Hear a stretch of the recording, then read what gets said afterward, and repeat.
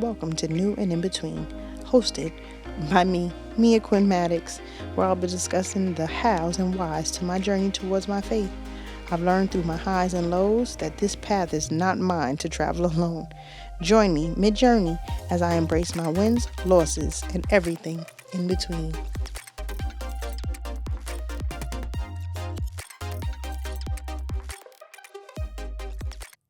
Hello, everybody, and welcome to New and In Between.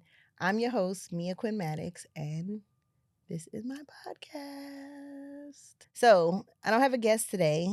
This is a solo episode, and I've been getting a lot of questions from people about what made me decide to, what pushed me to my faith, what steps did I go through, what do I do? I've been getting all kind of questions. So Tanya and I went through some of the questions and we pulled out some of the ones that we thought were the most would probably be the most valuable. And I'm going to have her throw those questions to me today and I'm going to answer them on basically how I started my faith journey. So I hope you guys are ready. I hope this might spark an interest or give you some answers or help you out somewhere. So here we go. Tanya, what's my first question? What are some of the steps you took to start in your faith journey? Some of the steps that I took in starting my faith journey, I wouldn't so much say they were steps.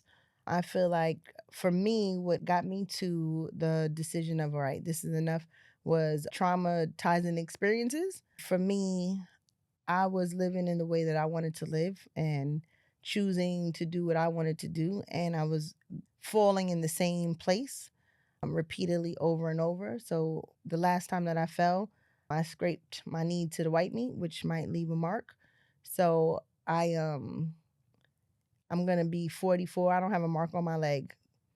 As a girl who played Skelly and in the streets and all the games, I don't have no scars on my legs. Like I didn't fall. I don't have any scars on my legs. And I also think my legs are like one of the best attributes of my body. So, and I'm just saying this in terms of like something that I feel is the best of me. I just kept falling on it, falling on it, falling on it until it got really bad. For me, it was just repeating the same, falling in the same way. And the last fall was the fall that I said, okay, this is enough. I think I've led myself enough and I'm gonna do something new. And that's what kind of drew me to say, all right, I think this is what I need to do. God, I need my heart. I need you to renew my heart. And that was, I guess, the first. It was just having a desire to want to do something different and have God lead me. And I didn't know what to do. I didn't know how to do.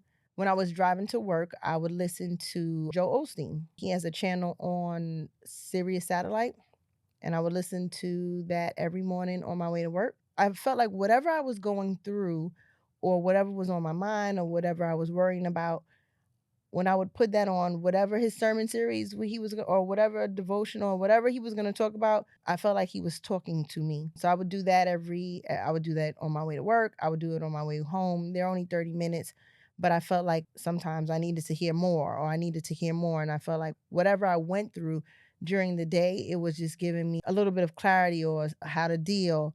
And he doesn't really get into too much depth as far as like scripture. He does reference the Bible, but as far as like what passage, it's in that little 30 minutes, it didn't give me a lot. What else did I do in the beginning? I think that was really it. And I did watch him on Sundays, and I did that for a while.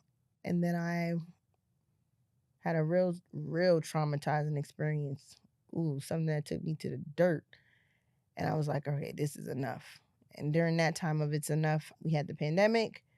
I read a book called Relationship Goals because at that time I thought that that was my end all be all, that I just needed to be in a relationship and that relationship would make me happy. That was it. I just needed to be in a relationship. And when I wanted to do what I wanted to do, it just kept taking me into these walls. So I read that book. That book wasn't what I needed at the time, but it led me to Transformation Church, and watching Transformation Church led me to see guest pastors like Pastor Darius Daniels that led me to Change Church. A friend of mine introduced me to a Bible study. So talking to your friends, you never know which one, whose faith is strong, but God will lead you. And my friend Sharon introduced me to, and I spoke of this before, to the Bible study group. and the Bible study group introduced one of the women who led, Sue, led me to Elevation Church, and that's really just kind of how I started. I felt like if I did something consistently, like watching church, then I would be led to what I needed to do next. That's kind of how I started. Wanting a desire first. That was my first thing, just wanting to, and everything else was kind of given to me, and I was led to it. So I think that if it's something that you're in want to do or you're thinking about doing, and if you decide that this is what I want to do, it's gonna be laid out for you how to do it. What's my next question? What church or churches do you attend and why? Okay, so I first started listening to Joe Osteen. I wanted to go to a physical church. I didn't really just I didn't find one, and then I got led to Transformation Church with Pastor Mike Todd, and I felt like he spoke to me. Younger, black guy, he's fly, he's witty, he's charismatic, he's a handsome guy, he's smart, but he knows that word. He prays down, he has a loving family, he speaks of his wife so highly, he speaks about his fault all the time. He was just real, like he was the realest person to me. And in watching that church, he sometimes he goes on sabbatical because he makes sure he takes care of himself and his family. And he had a guest pastor, Pastor Darius Daniels. He leads Change Church, and I started watching his church. He's out of Atlanta. I felt like he gives me the blueprint on being a true believer adult. Like I feel like Pastor Mike Todd gives me for where I am right now, the things that I need to improve, the things I need to desire. Like he teaches me in a way that I feel like I need right this moment. And I feel like Pastor Darius Daniels teaches me what I'm gonna need to be I guess what they call a seasoned saint. And I don't know how long it takes for you to become a seasoned saint, but I feel like he gives the blueprint for that. He speaks to me in a different kind of way that makes me want to be a better person to that makes me wake up and say not I don't want to be I'm going to be a better person today.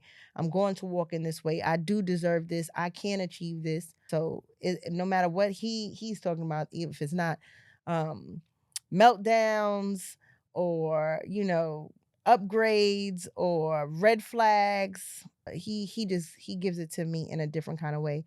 And Elevation, it's funny because Pastor Stephen Furtick, he's a white guy, and he speaks to me too. It's at first I would be like, oh, I can't relate to that. But he made me recognize the pride in myself and not being able to relate to someone who doesn't look like me so much.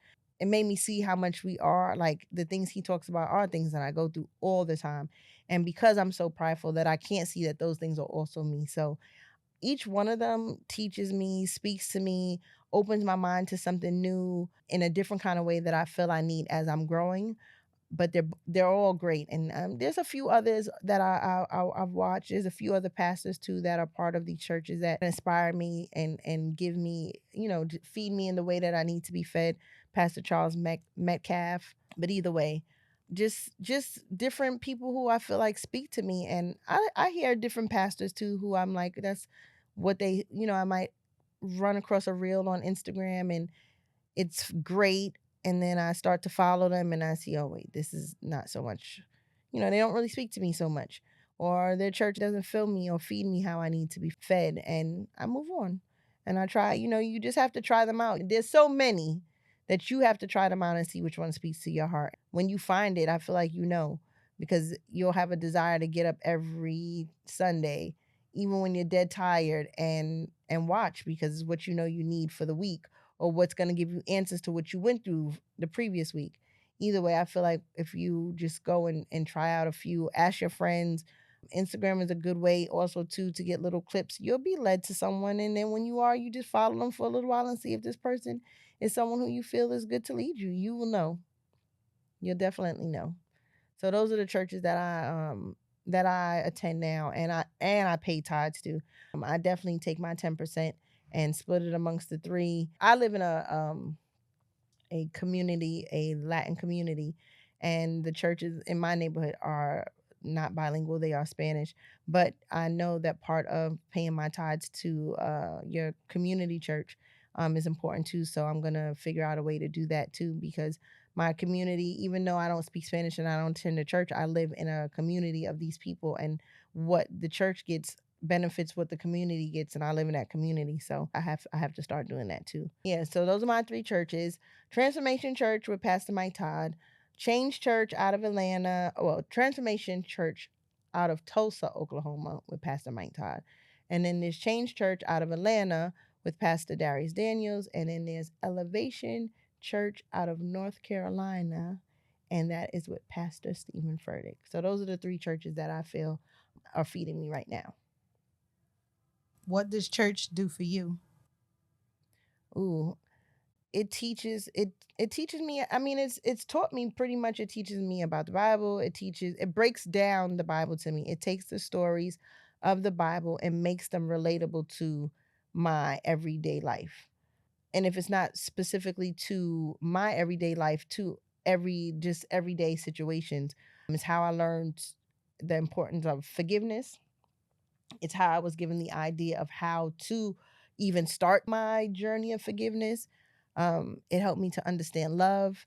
It helped me to understand the importance of therapy, of really how the mind is a garden, and we pick up things and dirt, and it gives me everything that I need. If I have a hard week, it gives me the answers to everything that happened. For every blessing, there's a burden. Heavy, what they say, heavy lays the crown. It gives me all the answers to either what I went through that week, or it's gonna help me get through the week. So I feel like that's what church does to me. I do sometimes go to physical church, and the just being in the physical church is a great feeling. Just being around people, hearing the songs that they sing in the worship, just in the room. But for right now, I think these three churches are working for me. What's prayer to you and how do you pray? Ooh, so prayer in the when I first I've always prayed. I've always prayed. I've always, short prayers, God get me to my destination. I pray that the pilot, is well rested, just all little things. It's just a conversation. It was a conversation to me with God. But what I've learned with prayer is it is your conversation with God. And there's no rhyme or reason, and there's no way to pray, and there is the way to pray is be honest, be vulnerable. If you believe that God already knows everything that's going on, then there should be no reason for you not to say what it is. He already knows. So for me, I've learned to pray without ceasing. I pray about everything, and it's just short conversations. God, please let me have a great podcast. Let there be no traffic. I pray that I get the perfect parking spot in front of the nail salon. I got that today, right in front, and I was running late. Prayer to me is a conversation with God. It's how I say thank you. It's how I make my request. It's how I, figure out my day. It's how I ask for help. To me, I was very intimidated by prayer and praying when I first started the Bible study group during the pandemic, because these were some women who could pray down. I mean, speak in tongues. And when I tell you pray, like pray in a way that you feel it, you feel it, like make you drop to your knees and cry when someone prays over you, like pray, like, wow, this is so when we would start the Bible study, we started to say, anyone want to pray? Open us up in prayer. And it would be crickets. Crickets. Like it was like raising your hand in school if you was a shy kid. It was so intimidating, like having to pray, or feeling like you're gonna be judged if you don't say the right words. Or but what I've learned, just through my journey, is that prayer is just a conversation, and it could start with, God, I need help. God, thank you for waking me up this morning. Thank you for this day. Thank you for providing for me through a pandemic and a strike. It's just it's just a conversation. And I've started doing this thing where I journal. I have a prayer journal. I write everything out as if I'm journaling, talking like I'm a person who journals anyway. So I um I just make the journal to God. God, this is blah blah blah blah. Help me with this. I just write it all down, because I feel like it allows me to go back and read what I got through. or read what I prayed for, or to see like, wow, I got what I prayed for, or to see, just it's like a reference to me too, just a reminder because I'm not gonna remember everything. But to me, prayer is just a conversation with God. And if you're open and you're honest, that's really it. To me, that's really it. I mean, I'm sure there's people who could basically say something different, but this is my podcast, and that's what it is to me. Prayer. Do you ever pray out loud, or is it always like journaling and writing things down? No, I journal, I pray out loud, I pray to myself. Pray, I mean, I have an app on my phone called the Prayer Plug. It's such a dope app. There's a prayer a daily prayer. It's called the Daily Plug, or the Prayer Plug. And I share that with I have a little group of friends that I share that with every morning, and those are examples of prayers. So I mean, to me, I just feel like I pray out loud in my car, I pray out loud when I'm by myself, out loud inside, and journal. I don't think there's any kind of way as long as it's a conversation. That's really it. How do you stay in the word? Ooh, so how I stay in the word, and the word meaning like just in God's word, the Bible. I have a app on my phone called the Bible U app, and it is the best app. There's tons of devotionals on there. There's the different all the versions of the Bible on there. So what I do is they have a daily prayer that when you open up the app is there every morning. So I do that, and it always gives you a scripture and a devotional to follow. And that's how that's kind of how I stay in. And then they have plans. So they have thousands of plans that you could join for any. I mean, you could just for how to forgive. I need to more creativity. How do I be more obedient? How do I pray? What is? I mean, that you can put in a search of anything, and there'll be all of these plans that come up in there, some that are 3 days, and some that are 2 days, and some that are 14 days, or you could read the Bible in a year. There's so many different plans, and that kind of helps me with how I stay in the word, because I don't get out my bed until I do that. I've made that a habit over the last 3 years, that when my alarm goes off, I grab my phone before I check if someone's text or called or Instagram or my emails. I go to that Bible U app and I do that. I read my prayers, and then I will respond to whatever or do whatever it is that I do. But for me, that's how I stay. If I start my day, sometimes I end my day reading a plan if I haven't read the plans for the morning, because it allows you to set a time, it alarms you. I feel like it's just a great resource. For your phone is always with you. Your phone is always with you. We're always on our phone. We're always scrolling Instagram. It's something that you could click on quick, 5 minutes, 30 minutes, but it's how I stay in the word. I also read a lot of I have a devotional book that I read in the morning. Um I try to journal in the morning before my day gets crazy, but that's kinda how I stay in the word. I'll take a scripture, that maybe was in the morning prayer from that I sent out, and take that on and pray on that some more, journal about that.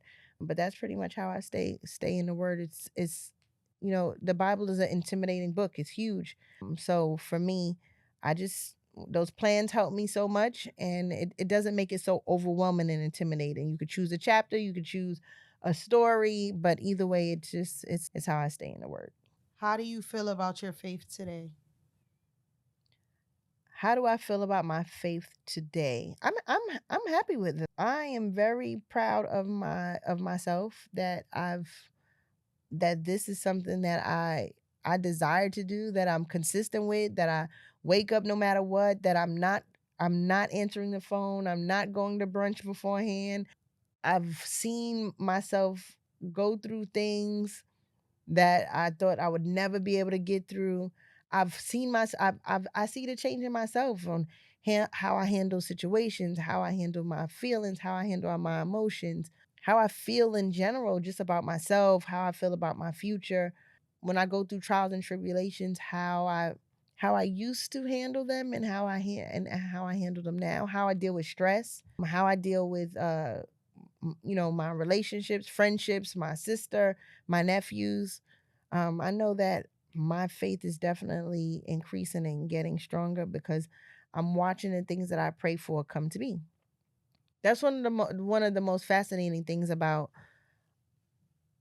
about praying is that I pray, you pray for things, you pray for people, and when you see the things that you pray for happen, when you see the people that you pray for be healed, when you go through situations of grief or trauma, when you know that you handled it in a different kind of way than you would have, it's a great feeling. It's a feeling of peace, and I know that that comes from God.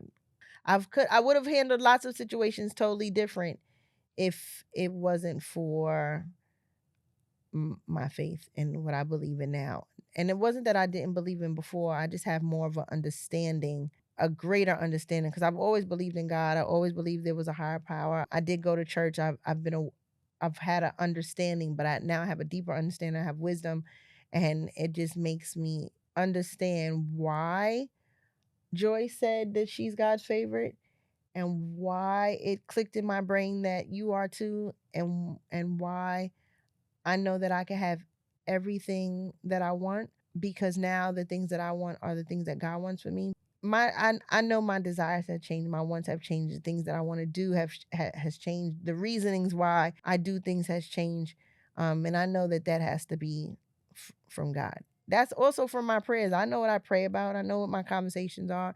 I know the things that I needed to change. I looked myself in the mirror, and I know that the person that I look back at now is someone totally different, and I'm really proud of her. So my faith right now is it's what I've been praying for. It's increased. It's obedience. It's happiness. It's joy. It's forgiveness. It's all kind of great things. I know that everything that's happening for me right now is for the greater good of me, and I can't wait to see where it's gonna go.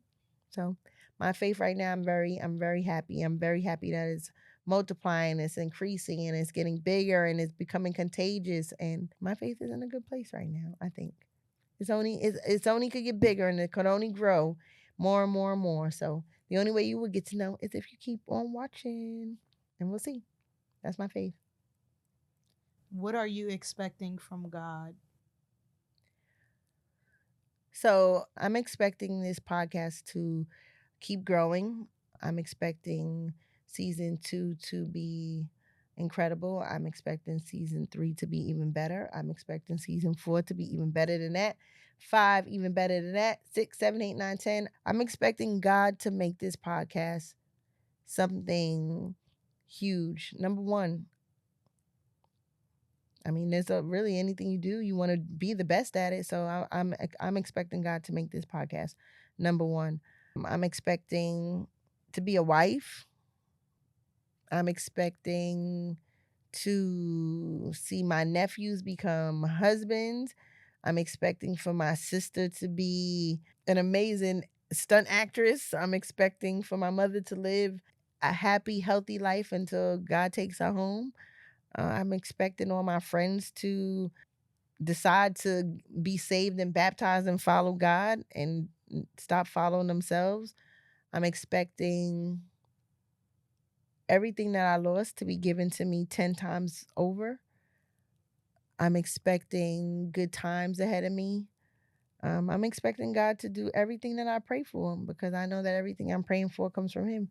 So I'm expecting great. I'm expecting a catalyst season. I'm about to just to the moon. That's what I'm expecting.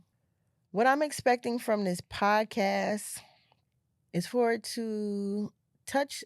So of course, we all want subscribers, and we all want people to follow, and we all want people to listen, but I don't want what I say to go void. What I'm expecting for the podcast is for whoever listens, whoever watches, whatever it is in their heart that needs to be touched, I hope that whatever I'm talking about either could help, either could encourage, either someone in their mind, it could pop, oh, my friend might want to hear this, or this, I know this person that this may help.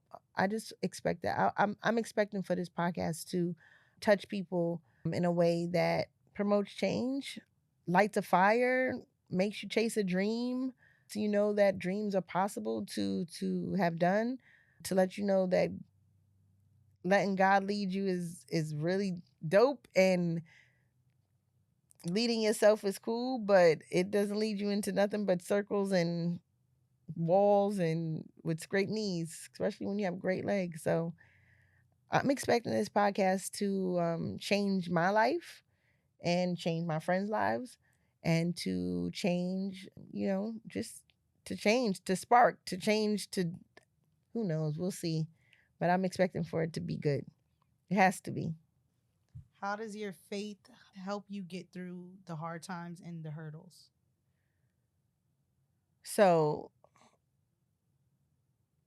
wow, that's a good question. My faith, well, no, my faith helps me get through the hurdles because I know that what I'm going through is just for a moment.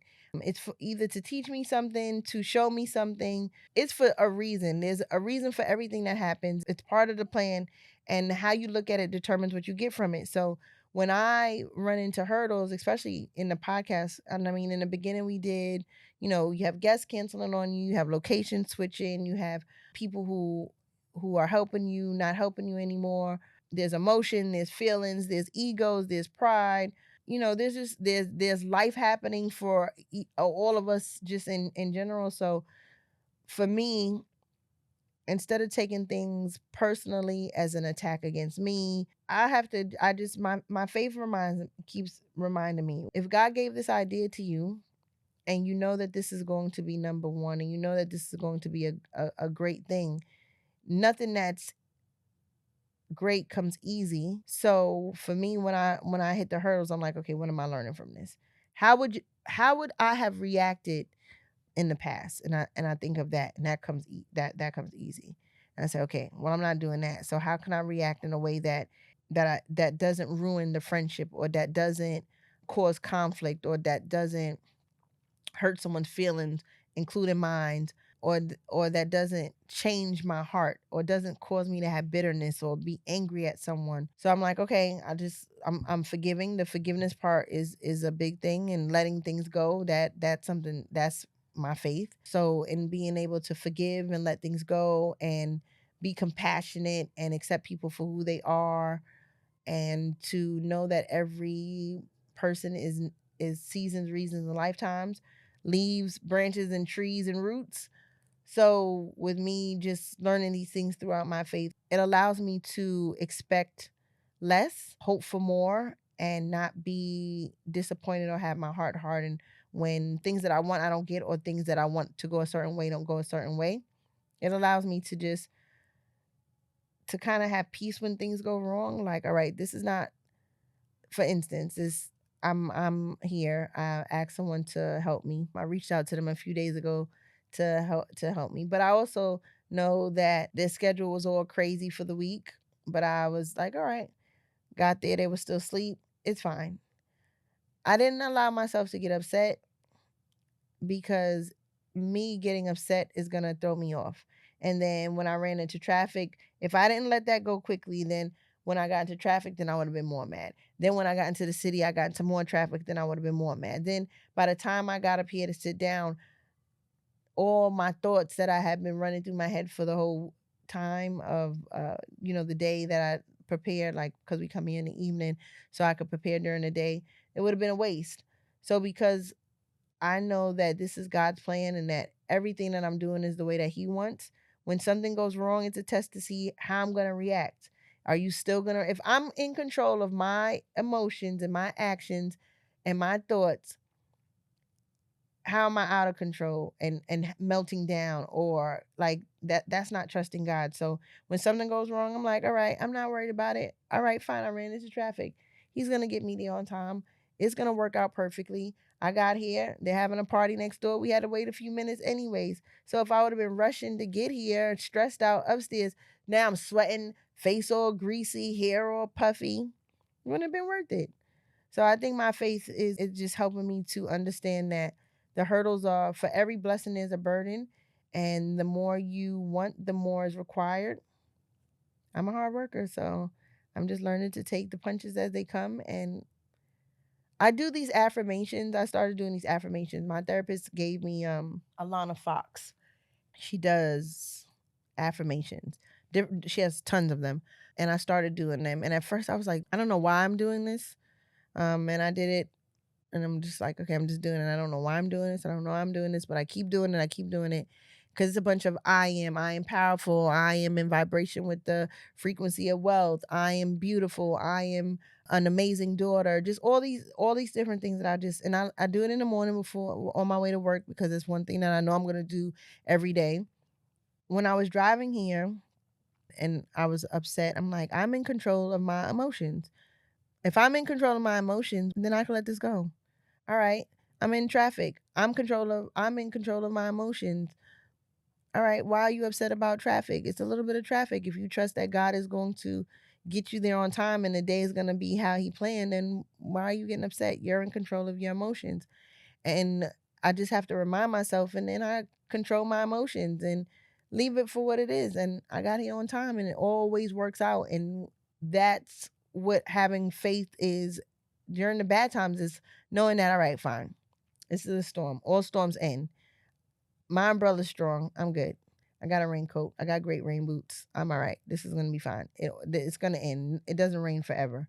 So that's kind of how I get through the hurdles, and trust and believe. I should be in the Olympics right now with all the hurdles that I've jumped over, but it's how you what you jump over. I don't knock them over, and I don't let them knock me over. So I think that's definitely trusting God and really trusting God. It's hard to explain, and I guess if you trust him, then you know what I'm talking about. And if you don't, you should start, because then you would understand what I'm feeling in this moment of like, I don't know what it is, but these days have been great. I mean, I haven't been having bad days. Maybe a bad morning, maybe a bad hour, maybe a bad afternoon, but I haven't been having bad days. And I've had lots of bad days, bad weeks, and I haven't had any of those in a long time. So I definitely know my faith is helping me get over all the hurdles, through the burdens, through the sludge, whatever it is. I'm good. Can you share any of the books that you've read? Oh, of course. I brought a bunch of them with me. So this is one of my journals, and when I journal, sometimes I might cut out a picture. I might cut out a printout. Whatever I feel. I share this a little bit, not too much. It has a picture of a house that me and my sister were out house searching, a house that I saw that I liked. Um, just different scriptures. I do use this book to write my notes when I watch church. Before I had two books, but then I'm like, I'm not carrying around two books, and if I have to reference back, everything is in here. So I do, and then I name all of my journals. So this one is the season of suddenly, and I write encouraging words on them, things on the inside, just to keep track. I read this Tyler Perry, Higher is Waiting. This was a really good book. It's where I got the friendships are leaves, branches, root friends. This was a really great book. I read this real quickly and I passed it along. And I like to write notes in the books and lend them to my friends, hoping that they read the notes to see where my mind was at. This book was from Cora Jakes Coleman, Ferocious Warrior. She Can Pray. This is a prayer down book. Um, Commanding Your Morning, Cindy Trim. I read this book 2 times already. This is a really good one. There's great affirmations in here. There's great. She just basically breaks down the power in the tongue. We don't really understand that the words that come out of our mouth come to life, whether they're good or they're bad. So how you what you say, you should really think about, because what you say is what comes to be. This was a really good book. I'm reading The Garden Within by a Dr. Anita Phillips. This book right here is so good. And it led me to her podcast. And whenever she speaks at her church, I find it on YouTube. I watch her. She breaks it down in the way of your heart being a garden, trauma being what you pick up, traumas and just things you go through, the glass and the rocks and the things that you pick up along the way that choke out your garden. She explains things in the way of your heart, like a tree. I mean, her explanations are so simple that it just makes you go, wow, okay. It was such an interesting perspective, and it definitely helped me to change my mindset on just what I allow into my body, how I think of my body, how I think of the traumas, how I think of the stress, how I think of just what I think.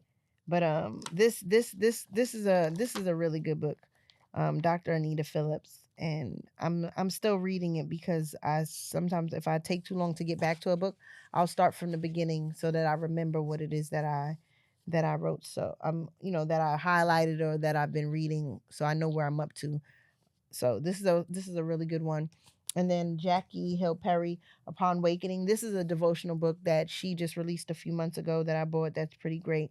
And if I can't get to it before I get out the bed, I do keep it. I do take it with me to work, and I do make sure that I do it before I get my day started, being that I do start my day so early.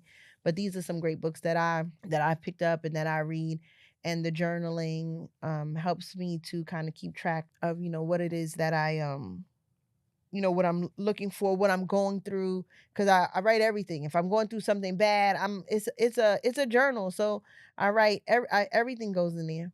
My thoughts, my feelings, whether they're good, whether they're bad. I'm upset, I'm feeling this way, I'm feeling that way.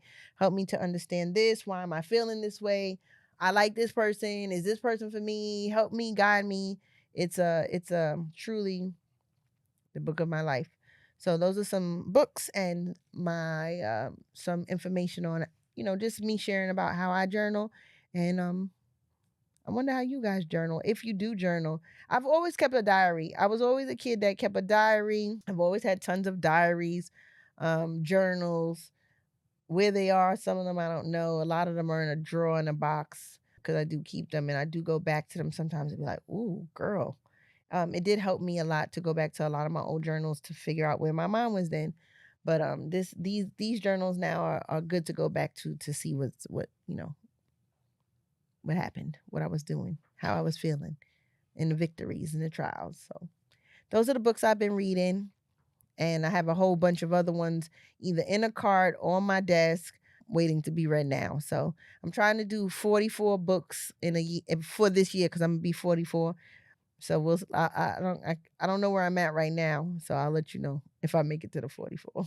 So those were some great questions. Thank you, Tanya, for throwing those questions to me. If you guys ever think of questions that you would like to have me answer, or you think that might be interesting for me or interesting for me to share with people, please feel free to leave them in the comments, to DM me, to I think can we email? Does it send you an email? Yeah, I think you can email. Or it's all kind of ways that you can send the questions. The email is newandinbetween@gmail.com. Newandinbetween@gmail.com. And the Instagram, new and in between, the Facebook, new and in between, YouTube, new and in between. And you basically can find everything from Instagram if you go into the link tree, but the information is there. So click like and subscribe, follow, share, and thank you for your time and watching New and In Between. I'm your host, Mia Quimatics. Peace. Hey everyone, it's your girl Mia Quimatics, and this is New and In Between.